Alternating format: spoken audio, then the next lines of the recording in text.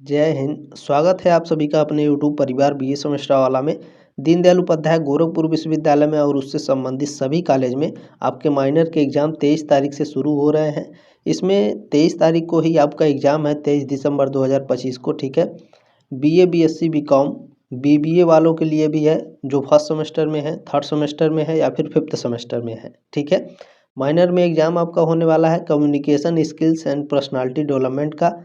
Paper code है PSY 100। ठीक है। तो इस क्लास में क्या है गुरुजी, तो पिछले 2 वर्षों का क्वेश्चन पेपर आपको एक साथ इसमें मिल जाएगा। और भी मैंने पेपर सॉल्व कराए हैं, तो चैनल पर या फिर यूट्यूब पर सर्च कर लीजिएगा, वो मिल जाएगा। ठीक है। चले क्लास को स्टार्ट करते हैं। और देखें, क्लास को स्टार्ट करने से पहले कुछ इंपॉर्टेंट चीज़ें हैं जो आपको जान लेनी चाहिए। क्लास को बिल्कुल भी स्किप नहीं करना है। ठीक है। देखें, क्लास के बीच में मैं आपको बिल्कुल भी डिस्टर्ब नहीं करना चाहता, इसलिए मैं पहले ही बोल दे रहा हूँ। देखें, ये जो क्वेश्चन पेपर है ज़्यादा से ज़्यादा बच्चों के पास शेयर कर दीजिएगा। ठीक है। देखिए, यहाँ पर सेमेस्टर फर्स्ट लिखा हुआ है, तो ज़रूरी नहीं है कि ये केवल सेमेस्टर 1 के लिए है। ठीक है। जो थर्ड सेमेस्टर में है, जो फिफ्थ सेमेस्टर में है, वो भी इस क्लास को अटेंड करेंगे। आपका पेपर कोड वही है। और जो है communication skill and personality development, ये पेपर उल्टा लिखा हुआ है, तो इसके लेकर के कोई इशू नहीं है। आपका सिलेबस वही सेम है सिलेबस। ठीक है। तो सबसे पहले 2023-24 सत्र का हम लोग क्वेश्चन पेपर कवर करेंगे। माइनर पेपर है। ठीक है। अच्छा, देखें, आप सभी से रिक्वेस्ट है, इस तरीके से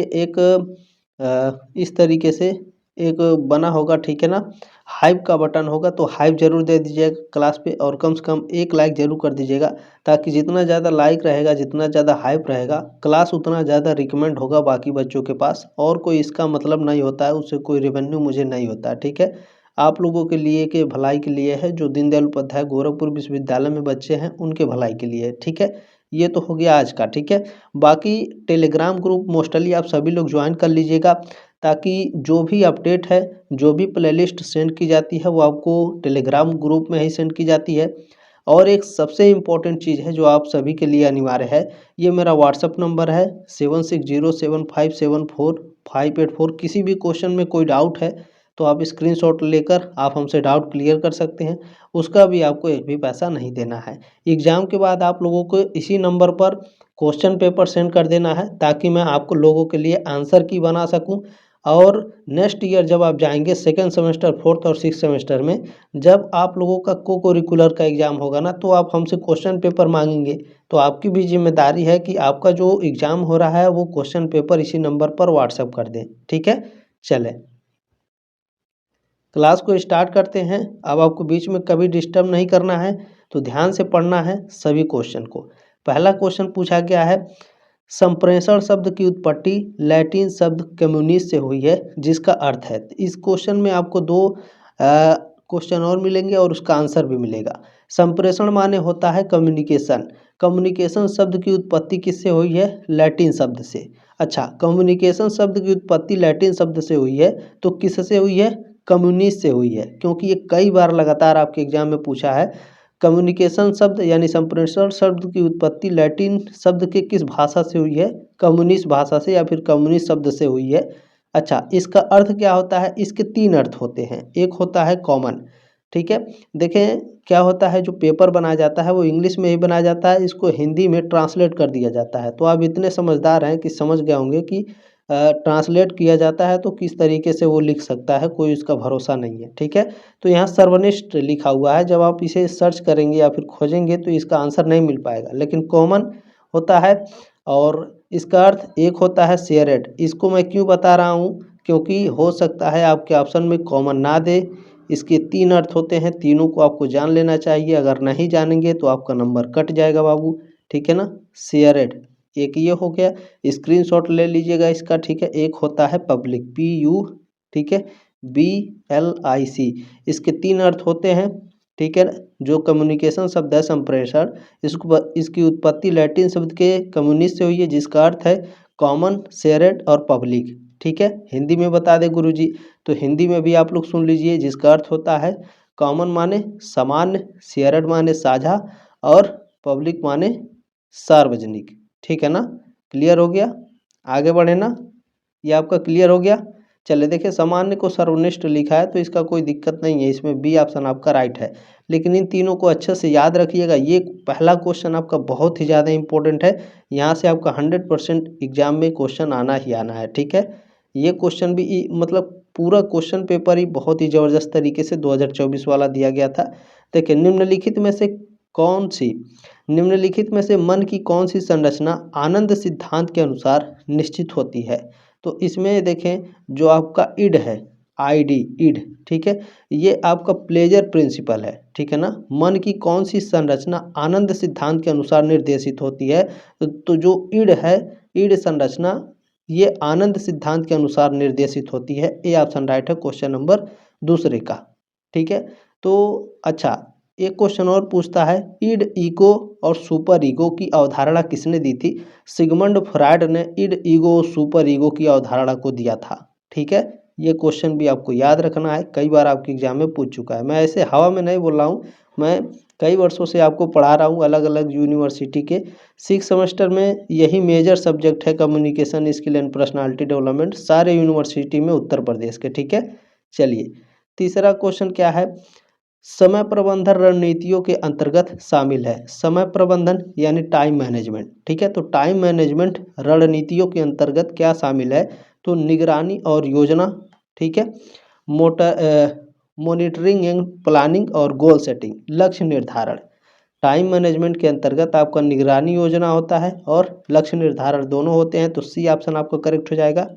चले, 4 नंबर क्वेश्चन पूछा गया है, हम काम करने में देरी क्यों करते हैं, क्योंकि हमारे पास अपर्याप्त संसाधन है, ठीक है। मैं कहाँ से शुरू करूँ ये भी सोचना होता है, असफल होने का डर भी रहता है। ये सभी क्या हैं आपके, ठीक है, काम करने में देरी है, तो ध्यान रखेंगे इन चीज़ों से दूर रहें और जो भी काम करना है उसे फटाफट शुरुआत करने का प्रयास करें, ठीक है। 5 नंबर क्वेश्चन है, किसी शब्द का अर्थ कम महत्वपूर्ण कार्य पर अपना समय बर्बाद करके किसी कार्य को विलंबित करना या स्थगित करना कहलाता है, तो टाल मटोल कहलाता है, ठीक है ना। ये ऑप्शन राइट है क्वेश्चन नंबर 5 का। जो नहीं समझ में आएगा उसे दोबारा देख लेंगे या फिर आराम से पढ़ लेंगे, ठीक है। देखें, सभी संचार एक केंद्रीय स्थिति के माध्यम से संचालित होते हैं, ठीक है। एक सदस्य के पास समूह के अन्य सदस्यों की तुलना में अधिक चैनल और अधिक जानकारी होती है, इसे कहा जाता है स्टार नेटवर्क कहा जाता है, ठीक है ना। सॉरी, यहाँ पर आपका देखिए पूछा है, एक संचार एक केंद्रीय स्थिति के माध्यम से, तो केंद्रीकृत नेटवर्क होगा, क्योंकि ये केंद्रीय स्थिति के माध्यम से संचालित जो होते हैं वो केंद्रीकृत नेटवर्क होते हैं, यानी सेंट्रलाइज नेटवर्क होते हैं, ठीक है ना। सी ऑप्शन राइट है क्वेश्चन नंबर 6 का, ठीक है। चलें, ज़्यादा पूरा समझाने का प्रयास करने का कोई मतलब नहीं है, अगर थोड़े से में ही आप समझ जाएंगे तो भी ये बहुत बड़ी चीज़ है। नेक्स्ट क्वेश्चन है, देखें, पूछा गया है, इलियट और मैकग्रेगर 2001 के शोध से पहले लक्ष्यों को 3 श्रेणियों में निम्नलिखित के अतिरिक्त वर्गीकृत किया है। आप समझ गए क्वेश्चन ना। इलियट और मैकग्रेगर 2 आपके विद्वान थे, इन्होंने कम्युनिकेशन स्किल पर आपके शोध किया था और इन्होंने 3 श्रेणियों में इसको बांटा था। इन चारों में यहाँ पर 4 श्रेणी दी गई है, इनमें से एक कर को छोड़ करके। तो यहाँ पर जो परिहार लक्ष्य है, ठीक है ना, परिहार लक्ष्य को छोड़ करके इन तीनों लक्ष्यों को इन्होंने दिया था, ठीक है। प्रभुत्व लक्ष्य, प्रदर्शन दृष्टिकोण लक्ष्य और प्रदर्शन परिहार लक्ष्य, ठीक है ना। इंग्लिश में भी आप लोग देख लीजिएगा। बी ऑप्शन आपका राइट है क्वेश्चन नंबर 7 का। चलिए, 8 नंबर क्वेश्चन पूछा गया, बहुत ही इंपॉर्टेंट क्वेश्चन है, ध्यान रखिएगा। इसको मैं कह लूँगा कि लिख लीजिए आप लोग, लक्ष्यों के संदर्भ में स्मार्ट का संक्षिप्त रूप क्या है। यहाँ पर स्मार्ट का फुल फॉर्म पूछा गया है, तो स्मार्ट का फुल फॉर्म क्या होता है, एस से होता है स्पेसिफिक, ठीक है, एम से हो गया आपका मेजरेबल और ए से हो गया आपका अचीवेबल, आर से क्या हो गया रिजल्ट, ठीक है ना, रिजल्ट और रिजल्ट फोकसेड, ठीक है ना। अच्छा, टी से हो गया आपका टाइम बाउंड, ठीक है ना, यानी विशिष्ट, मापनीय, प्राप्त, परिणाम, परिणाम केंद्रित एक ही है, परिणाम केंद्रित, समयबद्ध, ठीक है ना। इसमें भी देखिए 5 है और यहाँ भी आपके 1 2 3 इसको लेकर के 4 और ये 5 है। ये मोस्ट इम्पोर्टेंट क्वेश्चन है, इसे आप स्क्रीनशॉट ले लीजिए, रख लीजिए। अब इस क्वेश्चन को अलग तरीके से कैसे पूछता है, तो इसको पूछेगा कि लक्ष्यों के संदर्भ में स्मार्ट में आर शब्द का मतलब क्या है। फिर पूछेगा लक्ष्यों के संदर्भ में स्मार्ट में एम अक्षर का मतलब क्या है। फिर पूछेगा लक्ष्यों के संदर्भ में टी का मतलब क्या है, तो फिर ए का मतलब क्या है या फिर यस का मतलब क्या है। तो जब आप पढ़े रहेंगे तभी आप समझ पाएंगे, तो ध्यान रख लीजिएगा, बहुत ही ज़्यादा इम्पोर्टेंट है। ठीक है, और एक ही क्वेश्चन में आपको ये मिल जाएगा। ठीक है, कहीं ढूंढने की ज़रूरत नहीं है, हिंदी और इंग्लिश दोनों में ये मिल जाएगा। ऑप्शन नंबर ए इसमें आपका करेक्ट है, ध्यान रखिएगा। ठीक है ना, चलिए ये भी आपका क्लियर हो गया। 9 नंबर प्रश्न देखें, पूछा गया है आपसे निम्नलिखित में से कौन सा 3 मुख्य प्रकारों के लक्ष्यों में से एक नहीं है। तो लक्ष्य का प्रकार देखिए, परिणाम लक्ष्य होता है, ठीक है ना, प्रदर्शन लक्ष्य होता है आपका, और प्रक्रिया लक्ष्य होता है, यानी आउटकम गोल्स, परफॉर्मेंस गोल और प्रोसेस गोल, ये तीनों आपके 3 मुख्य प्रकार के लक्ष्य हैं। कार्रवाई लक्ष्य आपका नहीं है किसी भी प्रकार का, तो ऑप्शन नंबर ए करेक्ट है। नेक्स्ट क्वेश्चन देखेंगे, 10 नंबर क्वेश्चन पूछा गया है आपसे कि किस प्रकार, यहाँ खाली स्थान भरना है, कि व्यक्तिवाद में अवसाद की संभावना अधिक होती है। अवसाद को इंग्लिश में बोलते हैं डिप्रेशन। ठीक है ना, तो डिप्रेशन सबसे ज़्यादा डी प्रकार वाले जो व्यक्ति होते हैं, इसमें सबसे ज़्यादा डिप्रेशन के शिकार डी प्रकार के आदमी होते हैं। ठीक है, ध्यान रखिएगा, डी ऑप्शन आपका करेक्ट है क्वेश्चन नंबर 10 का। चलिए नेक्स्ट क्वेश्चन इसमें पूछा गया है 11 नंबर, थोड़ा धैर्य रख के सुनेंगे क्वेश्चन को, क्योंकि ये बहुत ही ज़्यादा इंपॉर्टेंट है, कई बार एग्जाम में पूछ चुका है। निम्नलिखित में से कौन सा पंच आयामी व्यक्ति मॉडल का आयाम नहीं है। तो देखें, इसको इंग्लिश में क्या कहते हैं, बिग 5 पर्सनालिटी मॉडल। ठीक है, तो बिग 5 पर्सनालिटी मॉडल में आपके 5 बिग 5 पर्सनालिटी होते हैं। कौन कौन से होते हैं, तो इसमें एक है खुलापन, दूसरा है बहिर्मुखता, एक है आपका कर्तव्यनिष्ठा, ये 3 आपके हो गए। इसमें क्रिस का जो एक्टोमॉर्फ है ये आपका नहीं है, सी ऑप्शन राइट है क्वेश्चन नंबर 11 का। तो इसमें इंपॉर्टेंट क्या है गुरुजी, इसी इंटरनेट पर सर्च करके अच्छे से हिंदी और इंग्लिश में दोनों पढ़ लीजिएगा, बिग 5 पर्सनालिटी मॉडल। ठीक है, क्लियर हो गया ना। चलें, क्लास ख़त्म हो जाने के बाद ही आप लोग जा करके पढ़ेंगे। 11 नंबर क्वेश्चन का स्क्रीनशॉट लेकर रख लीजिए। ठीक है ना, चलें आगे बढ़ें। 12 नंबर क्वेश्चन है, किसी व्यक्ति का उसके मूल्य या मूल्य की समग्र भावना को किसके रूप में जाना जाता है या कहा जाता है। तो यहाँ मूल्य मतलब क्या हो गया, मूल्य का मतलब हो गया आपका वैल्यू। ठीक है ना, तो किसी व्यक्ति का उसके वैल्यू का या फिर वैल्यू की समग्र भावना को, ठीक है, आत्मसम्मान के रूप में जाना जाता है या फिर कहा जाता है। ठीक है, सी ऑप्शन राइट है क्वेश्चन नंबर 12 का। चलिए नेक्स्ट क्वेश्चन इसमें 13 नंबर पूछा गया है, आलपोर्ट ने इन लक्षणों को 3 स्तरों में वर्गीकृत किया है। आलपोर्ट के 3 लक्षण कौन कौन से हैं, तो इनका है पहला कार्डिनल, दूसरा है सेंट्रल और तीसरा है सेकेंडरी। ठीक है, कार्डिनल केंद्रीय और गौड़। ठीक है, ध्यान रखेंगे, बी ऑप्शन राइट है क्वेश्चन नंबर 13 का। देखें, हिंदी और इंग्लिश में दोनों से अच्छे से याद कर लीजिएगा, क्योंकि जब ट्रांसलेट किया जाता है तो कभी कुछ लिख देगा तो आप लोग कंफ्यूज हो जाएंगे। ठीक है, देखें, कई व्यक्ति एक व्यक्ति से संवाद करते हैं मान लीजिए, और इसमें क्या है, परंतु आपस में संवाद नहीं कर पाते हैं, इसे कहते हैं, इसे स्टार नेटवर्क कहा जाता है। ठीक है ना, एक व्यक्ति ये हो गया आपका, अब इससे जो है कई व्यक्ति जुड़े होंगे इस तरीके से, ये आपका स्टार नेटवर्क इसको बोला जाता है। एक ही व्यक्ति से कई व्यक्ति जुड़े होते हैं, लेकिन और ये जो व्यक्ति हैं ये आपस में बात नहीं करते हैं, केवल एक ही व्यक्ति से बात करते हैं, तो इसे स्टार नेटवर्क कहा जाता है। ठीक है, समझ में आ गया। चलें नेक्स्ट क्वेश्चन देखेंगे 15 नंबर। देखिए ये भी बहुत ही ज़्यादा इम्पोर्टेंट है, पूछेगा 7CS में। ठीक है, चौथा मॉडल कौन सा है, तीसरा मॉडल कौन सा है, दूसरा कौन सा है, सातवां कौन सा है, बहुत ही ज़्यादा इंपॉर्टेंट है। ठीक है, इसको भी पढ़ लीजिएगा, बाकी मैं बता दूंगा। निम्नलिखित में से कौन सा संप्रेषण यानी कम्युनिकेशन का आवश्यक 7CS नहीं है। 7CS में 7 हैं, कौन कौन से, तो जब आप पढ़े रहेंगे तभी हल कर पाएंगे। ठीक है, तो इसमें एक है आपका क्लैरिटी, दूसरा है कोहेरेंस और तीसरा आपका कॉन्सरेट यानी ठोस, सशक्त और स्पष्टता। ये तीनों आपके कम्युनिकेशन के 7CS में आते हैं, सामान्य यानी कॉमन आपका नहीं आता है। ठीक है, डी ऑप्शन राइट है क्वेश्चन नंबर 15 का। ठीक है, कॉमन अभी मैंने ऊपर बताया था पहले ही क्वेश्चन में, ठीक है ना, क्लियर होगी आपका। अब 7CS में कौन कौन से आते हैं क्लियर है। मैं हिंदी में बता दे रहा हूँ आपको, अच्छे से समझ में आ जाएगा।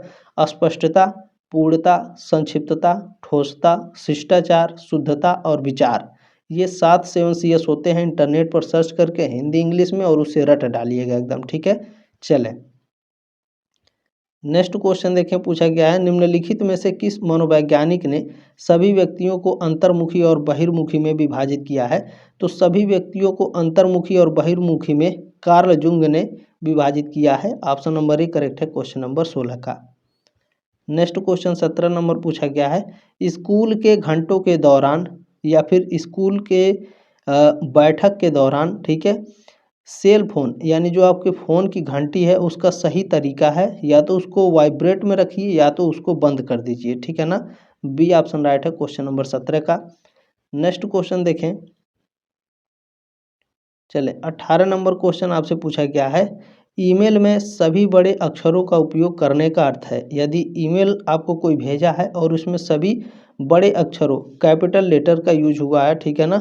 अच्छा सॉरी, यहाँ पर देखें यूजिंग ऑल कैप्स का यूज किया है यानी बड़े अक्षरों का उपयोग किया है, तो वह आप पर चिल्ला रहा है, ठीक है ना। बी ऑप्शन आपका राइट है क्वेश्चन नंबर 18 का। बहुत ही ये फेमस क्वेश्चन है, कई बार एग्जाम में पूछ चुका है। देखें यहाँ पर लक्ष्य निर्धारण के 5 मूल सिद्धांत हैं। Big 5 basic principle of goal setting, ये भी बहुत ही इंपॉर्टेंट है।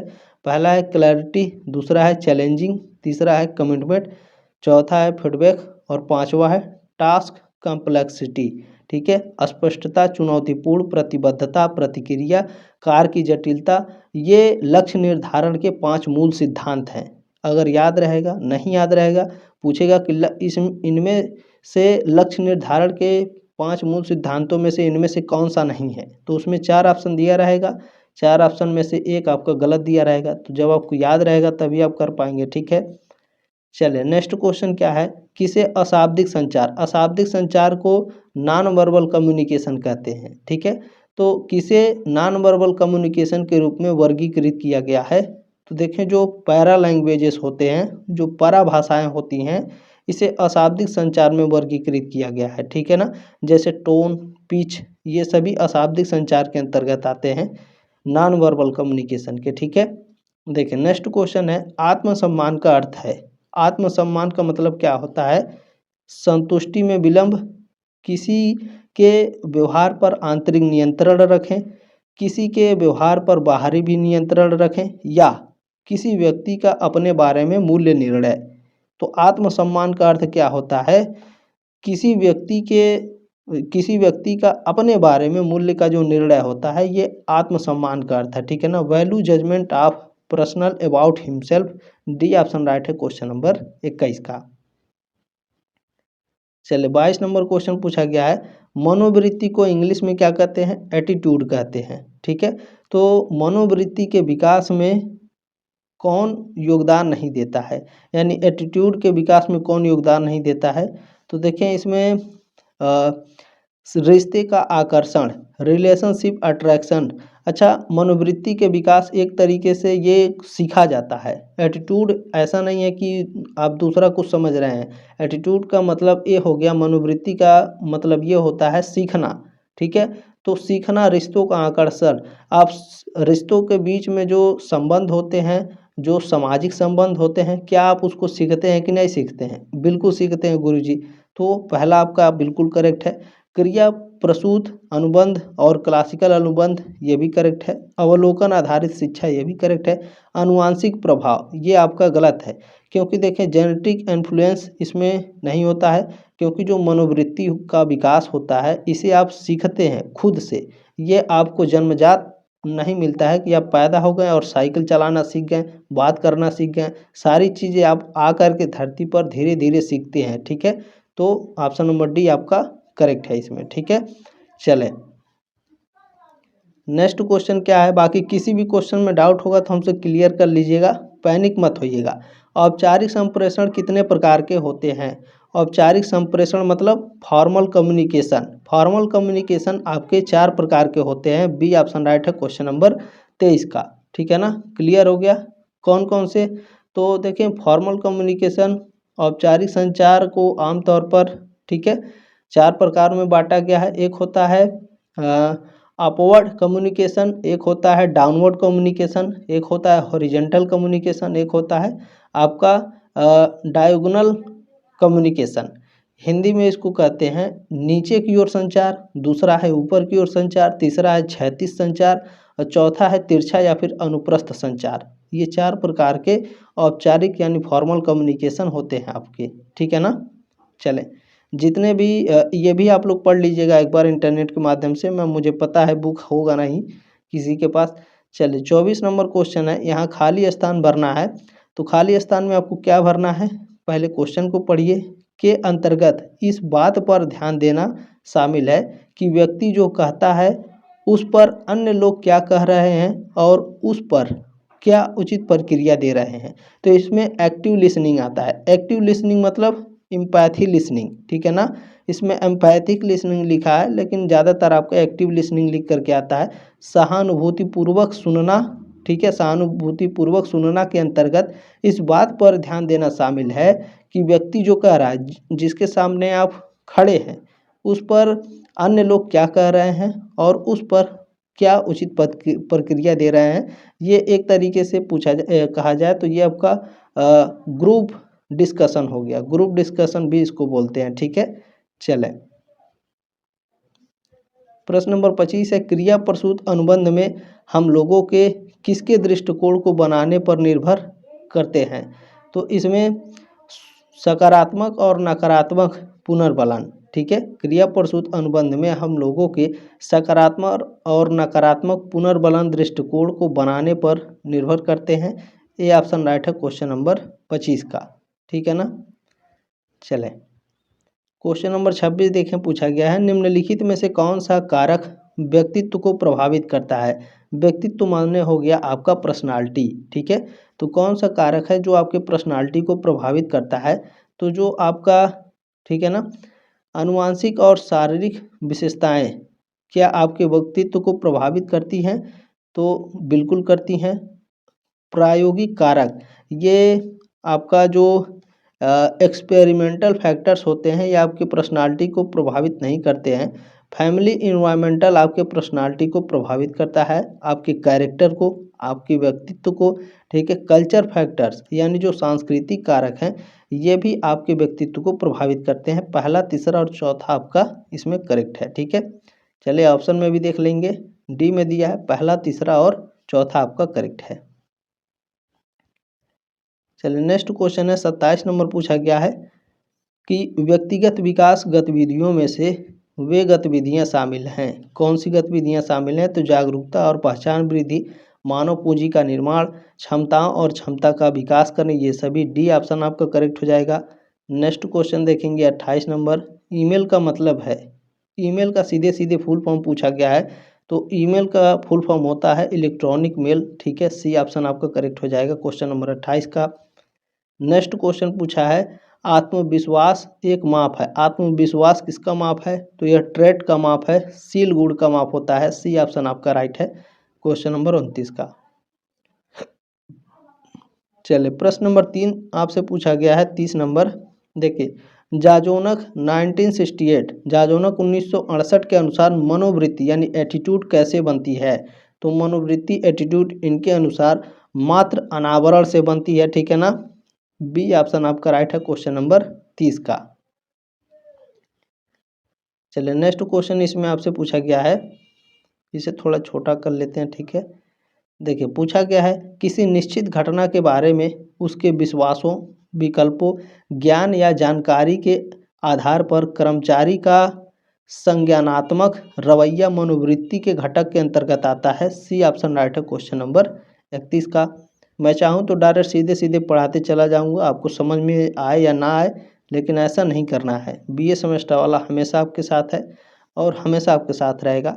एक औपचारिक संप्रेषण हो सकता है, एक फॉर्मल कम्युनिकेशन अनिवार्य रूप में भी हो सकता है, मैंडेटरी, और आपका इंडिकेटिव रूप में भी हो सकता है, सूचक के रूप में भी। ठीक है ना, सी ऑप्शन राइट है क्वेश्चन नंबर 32 का। नेक्स्ट क्वेश्चन क्या है 33 नंबर, देखिए पूछा गया है, आत्मसम्मान आत्ममूल्य की भावना है जो निर्भर करती है किस पर? अपने स्वयं के प्रदर्शन की आत्मधारणा पर निर्भर करती है। सी ऑप्शन आपका करेक्ट हो जाएगा। नेक्स्ट क्वेश्चन क्या पूछा गया है, एटीट्यूड क्या है? ठीक है ना, मनोवृत्ति यानी एटीट्यूड क्या है, मैंने पहले ही समझा दिया है कि मनोवृत्ति क्या है, किसी चीज़ को सीखना, ठीक है ना, या फिर अच्छे तरीके से उसे देखना और समझना क्या है, तो किसी चीज़ को देखने का मूल्यांकन या फिर तरीका।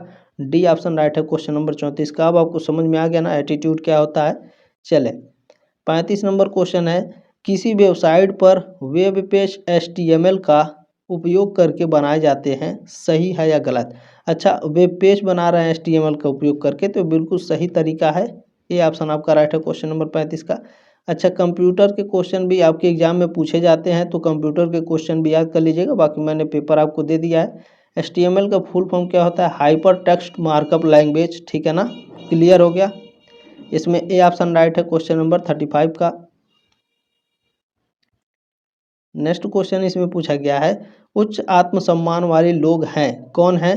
जो किसी मौजूदा रिश्ते के ख़त्म होने की संभावना कम है, ठीक है, क्योंकि उनको डर होता है कि हमारे बीच जो भी रिश्ता है अगर वो ख़त्म हो जाएगा तो हमारा सम्मान खो जाएगा, ठीक है ना, क्लियर हो गया।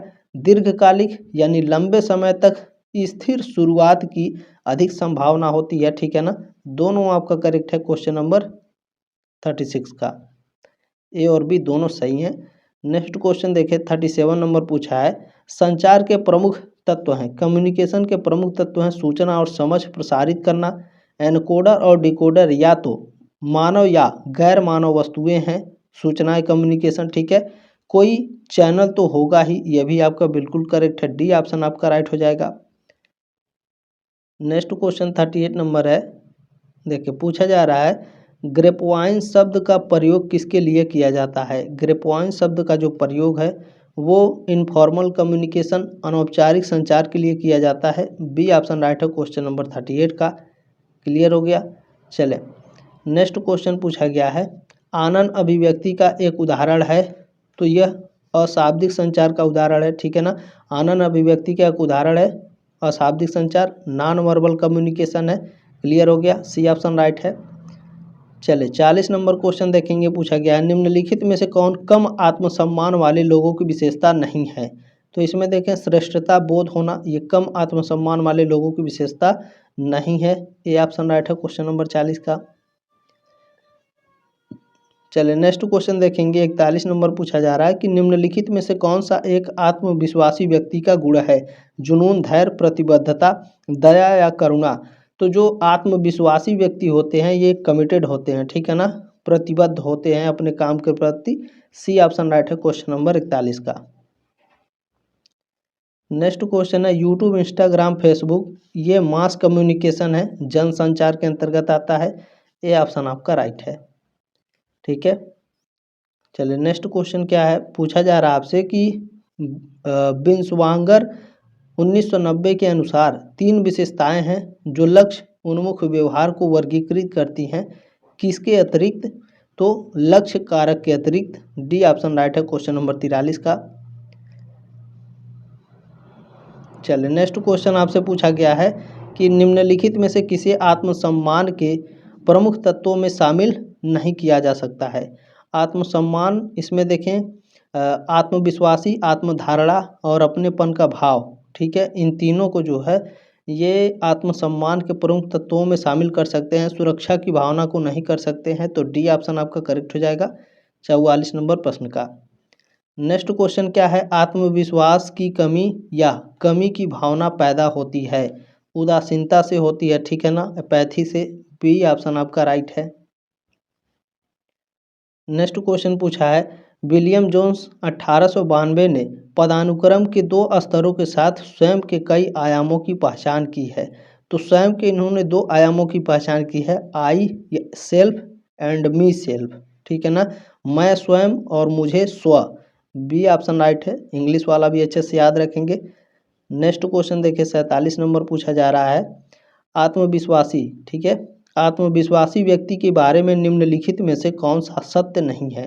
तो आत्मविश्वासी व्यक्ति, ठीक है, आत्मविश्वासी व्यक्ति गलती स्वीकार करने को तैयार रहता है, ये आपका करेक्ट है। ठीक है। आत्मविश्वासी व्यक्ति जो होता है दूसरों को ऊपर उठाता है, ये भी आपका बिल्कुल करेक्ट है। आत्मविश्वासी व्यक्ति पुष्टि चाहता है, ये आपका गलत है। सी ऑप्शन आपका करेक्ट हो जाएगा क्वेश्चन नंबर 47 का। नेक्स्ट क्वेश्चन देखेंगे, एटीट्यूड हो सकता है, ठीक है ना, मनोवृत्ति हो सकती है। तो मनोवृत्ति जो है ये स्पष्ट या अस्पष्ट हो सकती है, ठीक है ना। बी ऑप्शन राइट है क्वेश्चन नंबर 48 का। चले नेक्स्ट क्वेश्चन क्या है, उच्च आत्मसम्मान वाले लोग कम आत्मसम्मान की तुलना में वे अपनी नौकरी से अधिक संतुष्ट होते हैं। बी ऑप्शन आपका करेक्ट है। चलिए लास्ट क्वेश्चन है, इसके बाद हम लोग 2024-25 वाला पेपर देखेंगे। ठीक है। देखिए पूछा गया है कि फोटो प्रकाशित करते समय आपको निम्नलिखित बातों का ध्यान रखना चाहिए। प्रकाशित मतलब मान लीजिए आप फोटो इंटरनेट पर डाल रहे हैं, फेसबुक हो गया, इंस्टाग्राम हो गया, कोई भी सोशल मीडिया पर आप फोटो डाल रहे हैं तो आपको किन बातों का ध्यान रखना चाहिए। तो क्या तस्वीर में मौजूद व्यक्ति इसे साझा किए जाने से सहमत होंगे या नहीं, इसका ध्यान रखना चाहिए। ठीक है। चले परिणाम स्वरूप छवि को लेकर, जो फोटो है उसको लेकर किसी को परेशानी नहीं होना चाहिए, ठीक है ना। फोटो से दूसरे लोग आपको कैसा समझेंगे, इसको भी ध्यान में रखना है। ठीक है। ऑप्शन नंबर डी करेक्ट हो जाएगा, उपरोक्त सभी। ठीक है ना। अब चले 2024-25 वाला क्वेश्चन पेपर हम लोग कवर करेंगे, स्टार्ट करते हैं। देखें यहाँ 2024-25 सत्र का यह है PSY 100 communication skill and personality development. ठीक है, उल्टा लिखा हुआ होता है, कोई दिक्कत की बात नहीं है, सिलेबस आपका वही रहता है। पहला क्वेश्चन है, मानव व्यवहार बृहद रूप से निर्धारित होता है। तो जो ह्यूमन बिहेवियर होता है ये आंतरिक कारकों से और बाह्य कारकों से, दोनों से आपका निर्धारित होता है। सी ऑप्शन राइट है क्वेश्चन नंबर पहले का। ठीक है। चलिए नेक्स्ट क्वेश्चन पूछा है, टाइम मैनेजमेंट यानी समय प्रबंधन कौशल में शामिल है। तो समय प्रबंधन कौशल में आपका फ्लेक्सिबल होना बहुत ज़रूरी है। फ्लेक्सिबल माने एक्टिव होना, ठीक है ना, यानी अपने लोकल लैंग्वेज में समझने का प्रयास करें तो इसे कहते हैं छरफर मनई, ठीक है ना। डी ऑप्शन राइट है क्वेश्चन नंबर दूसरे का। क्लियर हो गया ना। चले नेक्स्ट क्वेश्चन, तीसरा नंबर क्वेश्चन है, देखें व्यक्तित्व लैटिन शब्द यानी जो पर्सनालिटी है, लैटिन शब्द पर्सोना से आया है जिसका अर्थ है मुखौटा। सी ऑप्शन राइट है क्वेश्चन नंबर तीसरे का। बहुत बार एक क्वेश्चन पूछा है। नेक्स्ट क्वेश्चन देखेंगे, आत्मविश्वास निर्माण में शामिल है। सेल्फ कॉन्फिडेंस में क्या शामिल होता है।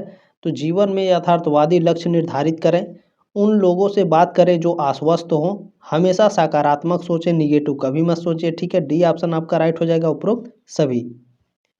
चलिए नेक्स्ट क्वेश्चन क्या है, 5 नंबर है। देखें किसी निश्चित घटना के बारे में उसके विश्वासों, विचारों, ज्ञान या जानकारी के आधार पर कर्मचारी का रवैये के संज्ञानात्मक घटक के अंतर्गत आता है। सी ऑप्शन राइट है क्वेश्चन नंबर 5 का। चले क्वेश्चन नंबर 6 देखिए, पूछा गया है आपसे, डिजिटल नागरिकता क्या है। डिजिटल नागरिकता क्या होती है, वह पहचान है डिजिटल नागरिकता जिसे कोई व्यक्ति ऑनलाइन व्यक्त करता है। एक ऑनलाइन प्लेटफॉर्म में सदस्यता भी होता है, ठीक है ना, membership in online platform, Facebook, Instagram, Twitter, ये सभी जगह। ठीक है। तो सी ऑप्शन आपका करेक्ट हो जाएगा, दोनों। चलिए नेक्स्ट क्वेश्चन क्या है, देखें संचार के साधन के रूप में ईमेल में प्राप्त करना और भेजना दोनों विशेषताएं होती हैं। डी ऑप्शन राइट है क्वेश्चन नंबर 7 का। चले क्वेश्चन नंबर 8 देखें, पूछा गया है लक्ष्यों के संदर्भ में संक्षिप्त शब्द स्मार्ट का क्या अर्थ है। स्मार्ट का यहाँ पर फुल फॉर्म पूछा गया है, उस वाले क्वेश्चन पेपर में भी पूछा गया था। स्मार्ट का फुल फॉर्म क्या होता है, specific, measurable, achievable, result focused, time bound. ठीक है ना, ये आपका विशिष्ट, मापने योग्य, प्राप्त करने योग्य, परिणाम केंद्रित और समयबद्ध। डी ऑप्शन आपका राइट हो जाएगा। चले नेक्स्ट क्वेश्चन ये भी पूछा गया था आपसे, ठीक है ना। ईमेल में ऑल कैप्स का उपयोग करने का अर्थ है, यानी बड़े अक्षरों का उपयोग करने का अर्थ है कि आप चिल्ला रहे हैं। सी ऑप्शन राइट है क्वेश्चन नंबर 9 का। क्वेश्चन नंबर 10 देखें, पूछा गया है आत्मविश्वास की कमी या कमी से निम्न भावनाएं उत्पन्न होती हैं। ठीक है ना, आत्मविश्वास की कमी से देखें अपैथी उत्पन्न होता है, उदासीनता, ये भी क्वेश्चन पूछा गया था। 10वें का सी ऑप्शन आपका राइट है। चलिए क्वेश्चन नंबर 11 है, डिजिटल शिष्टाचार का क्या अर्थ है? डिजिटल शिष्टाचार का अर्थ होता है साइबर स्पेस में अपने व्यवहार पर ध्यान देना। सी ऑप्शन राइट है क्वेश्चन नंबर 11 का। नेक्स्ट क्वेश्चन देखेंगे, 12 नंबर पूछा गया है, प्रकार के व्यक्तिवाद में अवसाद की संभावना अधिक होती है। अभी मैंने बताया था उस वाले पेपर में भी। तो जो टाइप डी के व्यक्ति होते हैं इसमें अवसाद यानी डिप्रेशन की जो संभावना होती है वो अधिक होती है। ठीक है, तो ऑप्शन नंबर डी आपका करेक्ट हो जाएगा क्वेश्चन नंबर 12 का। आप लोग देख रहे हैं ना, क्वेश्चन पेपर में दोहराए गए हैं। तो क्वेश्चन पेपर में आपके क्वेश्चन दोहराए जाते हैं, ध्यान रखिएगा। सफलता पाने के लिए लक्ष्य महत्वपूर्ण है। एक लक्ष्य क्या है? तो एक लक्ष्य कुछ आप हासिल करना चाहते हैं। ये ऑप्शन राइट है क्वेश्चन नंबर 23 का। मैं बता दूं, इतने दिन से मैं पढ़ा रहा हूँ, communication skill and personality development एक ऐसा सब्जेक्ट है बाबू, आप क्वेश्चन को अगर ध्यान से पढ़ लिए ना तो आप खुद आंसर दे सकते हैं, आपको आए चाहे ना आए। ठीक है, एक ऐसा सब्जेक्ट है, बहुत ही हमको अच्छा लगता है सब्जेक्ट। देखें, नेक्स्ट क्वेश्चन है कि दूसरों के साथ संवाद करने या सूचना प्राप्त करने के लिए प्रौद्योगिकी का उपयोग करने की क्षमता को कहा जाता है। टेक्नोलॉजी के उपयोग करने की क्षमता को डिजिटल साक्षरता कहा जाता है। ठीक है ना, डिजिटल लिटरेसी। बी ऑप्शन आपका राइट है क्वेश्चन नंबर 14 का। देखिए थोड़ा थोड़ा सा मैं फंस जा रहा हूँ क्योंकि ये सुबह का टाइम है और बहुत ही ज़्यादा मेहनत करना पड़ रहा है। हम काम करने में विलंब क्यों करते हैं, ये भी क्वेश्चन आपसे पूछा गया था। अपर्याप्त संसाधन होते हैं, असफल होने का डर होता है, मैं कहाँ से शुरू करूँ, ये भी समस्या होती है। डी ऑप्शन आपका राइट हो जाएगा। चले नेक्स्ट क्वेश्चन है, देखिए मुख्य नकारात्मक प्रकार। मुख्य नकारात्मक प्रकार आंखों के संपर्क से बचाव संचार की शारीरिक भाषा में शामिल है। ठीक है ना, ये ऑप्शन आपका राइट है। अच्छा, यहाँ पर नकारात्मक प्रकार, यहाँ संचार की शारीरिक भाषा बॉडी लैंग्वेज। ठीक है ना, शारीरिक भाषा यानी बॉडी लैंग्वेज, तो आंखों के संपर्क से बचना। चलिए नेक्स्ट क्वेश्चन क्या है, पूछा जा रहा है कि अपने दिन की सकारात्मक शुरुआत करने का सबसे अच्छा तरीका क्या है? तो सबसे अच्छा तरीका है, ठीक है, अपनी अब तक की सभी उपलब्धियों के बारे में अच्छा महसूस करें, जो भी आपने अचीव किया है। ठीक है, चलें नेक्स्ट क्वेश्चन है 18 नंबर, निम्नलिखित में से किसे आत्मसम्मान के प्रमुख तत्वों में शामिल नहीं किया जा सकता है? आत्मसम्मान में देखें सेम क्वेश्चन वही पूछा गया है। ठीक है ना, वहाँ भी आपका था सेल्फ कॉन्फिडेंस, सेल्फ परसेप्शन। ठीक है, आत्मधारणा, आत्मविश्वास भी था। इसमें देखें असुरक्षा की भावना, ये आपका क्या है, ये आपका शामिल नहीं है। ठीक है ना, आत्मसम्मान में ये आपका असुरक्षा की भावना शामिल नहीं है। तो सी ऑप्शन राइट है क्वेश्चन नंबर 18 का। क्लियर हो गया, ये भी आपका है। चलें नेक्स्ट क्वेश्चन पूछा गया है, निम्न में से कौन सा अवंचित संचार का एक रूप नहीं है? अवंचित संचार का, इसमें टेलीपैथी जो है बाबू, ये आपका, ठीक है, अवंचित संचार। अच्छा, अवंचित संचार को नॉन वर्बल कम्युनिकेशन कहते हैं। ठीक है, तो नॉन वर्बल कम्युनिकेशन का रूप नहीं है कौन? टेलीपैथी। ठीक है ना, डी ऑप्शन आपका राइट है। अच्छा, जो देह भाषा है, आवाज़ के स्वर है, चेहरे के भाव हैं, ये बॉडी लैंग्वेज के अंतर्गत आते हैं। ठीक है, बॉडी लैंग्वेज कम्युनिकेशन भी होता है, जैसे हाथ से इशारा करना, आंख से इशारा करना, मुंडी से अपने सर से इशारा करना। ठीक है, ये नॉन वर्बल कम्युनिकेशन के अंतर्गत आते हैं बॉडी लैंग्वेज में। ठीक है, 20 नंबर क्वेश्चन क्या है, व्यक्तित्व यानी पर्सनालिटी के अनुवांशिकता संबंधी घटक जैविक निर्धारक के अंतर्गत आते हैं, बायोलॉजिकल निर्धारक के अंतर्गत। ये ऑप्शन राइट है क्वेश्चन नंबर 20 का। नेक्स्ट क्वेश्चन देखें, पूछा गया है संचार की सामान्य श्रेणियां हैं, भाषा और लेखन, स्पीच एंड राइटिंग, इलेक्ट्रॉनिक संचार यानी इलेक्ट्रॉनिक कम्युनिकेशन, ये दोनों आपके संचार की सामान्य श्रेणियां हैं। डी ऑप्शन आपका करेक्ट हो जाएगा, ए और बी दोनों राइट हैं।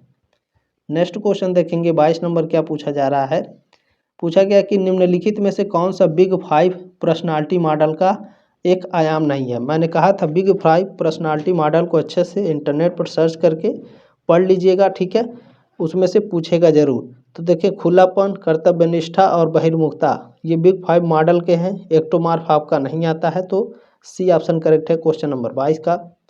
नेक्स्ट क्वेश्चन देखें, 23 नंबर पूछा गया है, संचार की सफलता, संचार की सफलता फीडबैक पर निर्भर करता है। ठीक है ना, मान लीजिए आपने काम किया है और आपका मालिक आपसे क्या है कि आपने बहुत अच्छा काम किया तो आपका मालिक क्या कर रहा है, फीडबैक आपको दे रहा है, ठीक है ना। तो प्रतिक्रिया जो है संचार की सफलता पर निर्भर करती है, फीडबैक पर निर्भर करती है।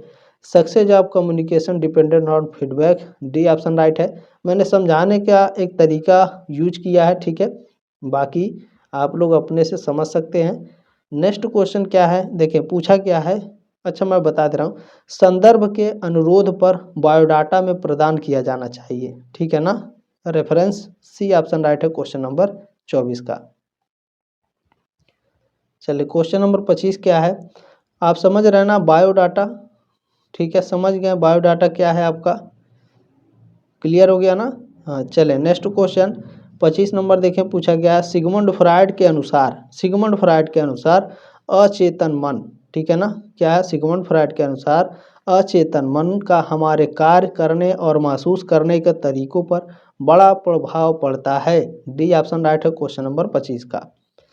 क्वेश्चन नंबर 26 देखें क्या पूछा गया है, पूछा गया है कि सोमा ने अपने लक्ष्य को प्राप्त करने के लिए एक समय सारणी तैयार की, ठीक है, तो इस कौशल को इस रूप में जाना जाता है, समय सारणी टाइम टेबल तैयार की थी तो क्या है, टाइम मैनेजमेंट है, ठीक है ना, समय प्रबंधन, सी ऑप्शन राइट है क्वेश्चन नंबर 26 का। नेक्स्ट क्वेश्चन है 27 नंबर, देखिए पूछा गया है बहुत से लोग हमेशा कहते हैं कि उनके पास वह करने का समय नहीं है जो वे करना चाहते हैं या करने की आवश्यकता है, लेकिन सच्चाई यह है, अच्छा, सच्चाई यह है कि वे नहीं जानते हैं कि अपनी गतिविधियों को कैसे व्यवस्थित करें, बी ऑप्शन राइट है क्वेश्चन नंबर 27 का। चलिए 28 नंबर क्वेश्चन देखें, ये भी क्वेश्चन पूछा गया था 2024 वाले पेपर में, ठीक है, प्रभावी संचार द्वारा निम्नलिखित में से किस सिद्धांत का पालन किया जा रहा है, प्रभावी संचार यानी इफेक्टिव कम्युनिकेशन में, तो इफेक्टिव कम्युनिकेशन में 7 Cs का पालन किया जा रहा है, ये ऑप्शन आपका राइट है। 7 Cs इंपॉर्टेंट है बाबू, पढ़ लीजिएगा जरूर, ठीक है। नेक्स्ट क्वेश्चन देखिए पूछा गया है आपके कैलेंडर में समय के अंतराल हैं जो आपकी उत्पादन क्षमता को नष्ट करते हैं तथा आपको अपने लक्ष्य को प्राप्त करने से रोकता है, कौन है, तो सफ़ेद धब्बा इसे बोलते हैं, वाइट स्पॉट, वाइट स्पॉट आपके कैलेंडर में समय के अंतराल हैं जो आपकी उत्पादन क्षमता को नष्ट करते हैं और आपकी लक्ष्यों को प्राप्त करने से रोकते हैं, डी ऑप्शन आपका इसमें करेक्ट हो जाएगा। 30 नंबर प्रश्न देखिए पूछा गया है निम्नलिखित में से कौन सा कक्ष में संप्रेषण में सांस्कृतिक अवरोध है, ठीक है ना, अच्छा, कल्चरल बैरियर क्या है कम्युनिकेशन में आपके क्लासरूम में, तो रूढ़िवादिता है, बी ऑप्शन राइट है क्वेश्चन नंबर 30 का। नेक्स्ट क्वेश्चन देखेंगे, नेक्स्ट क्वेश्चन देखिए पूछा गया है उच्च आत्मसम्मान वाले लोग हैं, उच्च आत्मसम्मान वाले लोग कौन हैं बताइए, किसी मौजूदा रिश्ते के ख़त्म होने की संभावना कम होती है, ये भी क्वेश्चन दोहराया गया है, ठीक है ना, तो ऑप्शन नंबर ए दिया है, इसमें सी ऑप्शन करेक्ट है, उसमें डी में दिया था कि ए और बी दोनों सही है, ठीक है ना, तो इसमें सी ऑप्शन आपका करेक्ट हो जाएगा, दोनों आपके करेक्ट आंसर है। नेक्स्ट क्वेश्चन पूछा गया है प्रभावी समय प्रबंधन यानी इफेक्टिव टाइम मैनेजमेंट में पहला कदम क्या है, इसमें पहला कदम होता है प्रत्येक कार्य के लिए समय सीमा निर्धारित करना, सी ऑप्शन राइट है क्वेश्चन नंबर 32 का। नेक्स्ट क्वेश्चन है देखें निम्नलिखित में से मन की कौन सी संरचना आनंद सिद्धांत के अनुसार निर्देशित होती है, ये भी क्वेश्चन आपका दोहराया गया है, तो इड, ठीक है ना, आईडी, ए ऑप्शन आपका राइट है क्वेश्चन नंबर 33 का। ईड ईगो सुपर ईगो किसने दी थी बताइएगा, सिगमंड फ्रायड ने, ठीक है। प्रभावकारिता का स्तर व्यक्ति द्वारा किए गए प्रयास अधिक होंगे जब वे, तो जब वे उच्च का सामना करेंगे चुनौतीपूर्ण कार्य से, ठीक है, ये ऑप्शन राइट है क्वेश्चन नंबर 34 का। क्वेश्चन नंबर 35 देखें औपचारिक संचार के कितने प्रकार होते हैं, औपचारिक संचार के 4 प्रकार के होते हैं, ये भी मैंने आपको बताया, ठीक है, 35 का ऑप्शन नंबर बी राइट है आपका।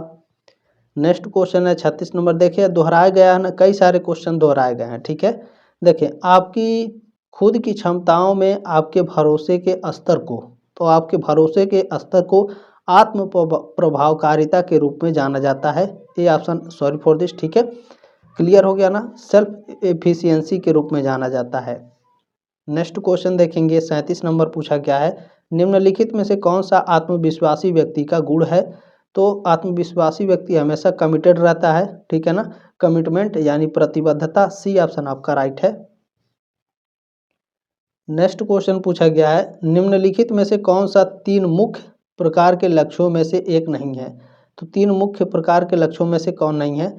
तो देखें, इसमें मैंने आपको बताया था, देखें प्रक्रिया लक्ष्य है, प्रदर्शन लक्ष्य है, परिणाम लक्ष्य है, कार्रवाई लक्ष्य आपका नहीं होता है। तो सी ऑप्शन आपका राइट हो जाएगा, एक्शन गोल नहीं होता है बाबू, ठीक है। चलिए, कई क्वेश्चन देख रहे हैं आप, दोहराया गया है। नेक्स्ट क्वेश्चन देखिए, पूछा गया है, किसी शब्द का अर्थ कम महत्वपूर्ण कार्यों पर अपना समय बर्बाद करके किसी कार्य को करने में देरी करना है। तो आप टाल मटोल कर रहे हैं, यानी टालना, ठीक है। ये ऑप्शन राइट है क्वेश्चन नंबर 39 का। नेक्स्ट क्वेश्चन 40 नंबर पूछा गया है, देखें। चले, पूछा गया है कि निम्नलिखित में से कौन सा 3 मुख्य प्रकार के लक्ष्यों में से एक नहीं है। तो 3 मुख्य प्रकार के लक्ष्यों में से कौन नहीं है। देखिए, ये क्वेश्चन वही है क्या, ठीक है। इसमें कार्रवाई लक्ष्य नहीं है, सी ऑप्शन राइट है। एक सेकेंड, 39 40 ठीक तो है, ठीक है ना। सी ऑप्शन आपका करेक्ट हो जाएगा। चले, नेक्स्ट क्वेश्चन 41 नंबर पूछा गया है, सुनीता का मानना है कि वह कोई भी काम कर सकती है और रिस्क लेने से भी नहीं डरती। इससे पता चलता है कि जो सुनीता है वह आत्मविश्वासी है, सेल्फ कॉन्फिडेंट है, ठीक है ना। बी ऑप्शन राइट है क्वेश्चन नंबर 41 का। क्वेश्चन नंबर 42 देखें, पूछा गया है, निम्नलिखित में से किस मनोवैज्ञानिक ने सभी व्यक्तित्वों को अंतर्मुखी और बहिर्मुखी में विभाजित किया है। कार्ल जुंग इनका नाम है, ठीक है। देखें, यहाँ पर जुंग लिखा हुआ है, लेकिन ट्रांसलेट जब किया है तो जंग लिख दिया है, ठीक है। तो वही मैं आपसे बोल रहा था, इंग्लिश में पेपर बनाया जाता है और हिंदी में ट्रांसलेट कर दिया जाता है, तो इस बात का आप लोग ख्याल रखिएगा। बी ऑप्शन आपका राइट है। चलिए, नेक्स्ट क्वेश्चन है, सिगमंड फ्रॉइड के अनुसार व्यक्तित्व की संरचना में शामिल है। सिगमंड फ्रॉइड के अनुसार व्यक्तित्व के ठीक है, व्यक्तित्व की संरचना में, ठीक है, इड, ईगो, सुपर ईगो आपका शामिल है। मैंने कहा था, इड, ईगो, सुपर ईगो की अवधारणा किसने दी है, सिगमंड फ्रॉइड ने। ये ऑप्शन आपका राइट है। नेक्स्ट क्वेश्चन आपसे पूछा गया है कि सुपर ईगो निम्नलिखित का प्रतिनिधित्व करता है। तीनों पढ़ लीजिएगा, इड, ईगो, सुपर ईगो किसका ये प्रतिनिधित्व तीनों करते हैं, ठीक है। तो जो सुपर ईगो है यह नैतिक मानक और आदर्श का प्रतिनिधित्व करता है। सी ऑप्शन आपका राइट है, मोरल स्टैंडर्ड्स एंड आइडल्स का, ठीक है। क्लियर हो गया, सी ऑप्शन राइट है 44 का। 45 नंबर क्वेश्चन है, यूट्यूब, इंस्टाग्राम, फेसबुक किसके प्रकार हैं। तो मास कम्युनिकेशन है ये, ठीक है ना। ये ऑप्शन राइट है क्वेश्चन नंबर 45 का। देख रहे हैं, बहुत सारे क्वेश्चन आपके दोहराए गए हैं। नेक्स्ट क्वेश्चन है, लक्ष्य निर्धारण का कौन सा प्रकार सबसे प्रभावी है। तो लक्ष्य निर्धारण का स्मार्ट लक्ष्य, स्मार्ट गोल के बारे में आपको मैंने पढ़ाया, काफ़ी बार पढ़ाया है और अच्छे से पढ़ाया, और कहा है कि इसको आप अच्छे से याद कर लीजिएगा। 100% इससे के आपके एग्जाम में क्वेश्चन आएंगे इससे, ठीक है। चले, नेक्स्ट क्वेश्चन है कि अनुग्रह का प्राथमिक लक्ष्य क्या है। अनुग्रह का प्राथमिक लक्ष्य होता है सामाजिक स्वीकृति एवं अनुमोदन प्राप्त करना। सी ऑप्शन आपका राइट है क्वेश्चन नंबर 47 का। अगर ये क्वेश्चन पेपर 23 तारीख को मान लीजिए पेपर है, तब तक आप 2-3 बार क्लास को आप लोग देख लीजिएगा, और जो मैंने कहा है अच्छे से उसको रफ पर लिख लिख के याद कर लीजिएगा। अभिवृत्ति क्या है, एटीट्यूड क्या है, बताइए। अच्छा, अभी तो आप पढ़ रहे थे इसे मनोवृत्ति, अब आ गया अभिवृत्ति, ठीक है ना। एटीट्यूड ये भी है, तो ध्यान रखेंगे, यहाँ अलग तरीके से पूछा गया है। तो अभिवृत्ति या फिर मनोवृत्ति दोनों एक ही है, किसी चीज़ को देखने का मूल्यांकन या फिर तरीका, ये भी क्वेश्चन दोहराया गया आपका, ठीक है ना। मैंने कहा था ना कि देखिए, ट्रांसलेट किया जाता है तो उल्टा सीधा आपका लिखा जाता है, तो इस बात का आप लोग ख्याल रखिएगा। नेक्स्ट क्वेश्चन क्या है, लक्ष्य निर्धारण के 5 मूल सिद्धांत है। लक्ष्य निर्धारण के 5 मूल सिद्धांत हैं आपके, clarity, challenging, commitment, feedback, task complexity, अस्पष्टता, चुनौती, प्रतिबद्धता, प्रतिक्रिया और कार्य जटिलता। ऑप्शन नंबर ए राइट है क्वेश्चन नंबर 49 का। देखें, बीए सेमेस्टर वाला बाबू एक ऐसा चैनल है जो दीनदयाल उपाध्याय गोरखपुर विश्वविद्यालय के लिए दिन रात मेहनत करता है, सबसे ज़्यादा मेहनत करता है पूरे यूट्यूब पर। यह आपका अपना ही चैनल है, प्लीज़ सब्सक्राइब जरूर कर लीजिएगा। सेकेंड, फोर्थ और 6 सेमेस्टर में भी आपको कोई शिकायत का मौका नहीं मिलेगा, ठीक है। मैं पहले से ही आपके फरवरी के लास्ट से यानी मार्च से मैं क्वेश्चन पेपर देना स्टार्ट कर दूंगा। सेकेंड, फोर्थ, 6 का एग्ज़ाम जो है अप्रैल में शुरू हो जाएगा, ये बात ध्यान रखिएगा। अप्रैल में अगर नहीं शुरू होता है तो अप्रैल के लास्ट हफ्ते से यानी 20 तारीख के बाद से एग्ज़ाम शुरू हो जाता है। ठीक है, तो ये बात आप लोग ध्यान रखिएगा, अप्रैल मई एकदम कन्फर्म है आपका एग्जाम। ठीक है, चलिए 50 नंबर है, कम आत्मसम्मान वाले छात्र, कम आत्मसम्मान वाले जो छात्र होते हैं, ठीक है, टाल मटोल करते हैं, बिल्कुल करते हैं। ठीक है, फीडबैक से बचने के लिए सीखने की प्रक्रिया से पूरी तरह अलग हो जाएं, ये भी आपका बिल्कुल करेक्ट है। ठीक है, और क्या करते हैं, ये दोनों आपके सत्य हैं। ठीक है, अनुकूल स्वनियामक तकनीकों का तेजी से उपयोग करते हैं, ये आपका गलत है। तो इसमें डी ऑप्शन करेक्ट हो जाएगा, ए और बी दोनों आपके सत्य हैं। कम आत्मसम्मान वाले लोग यही करते हैं। ठीक है ना, क्लियर हो गया। बाकी क्लास कैसी लगी कमेंट के माध्यम से अपनी राय कमेंट बॉक्स में जरूर रखिएगा। जल्दी मिलेंगे आपके नेक्स्ट क्लास में, तब तक के लिए जय हिंद, वंदे मातरम।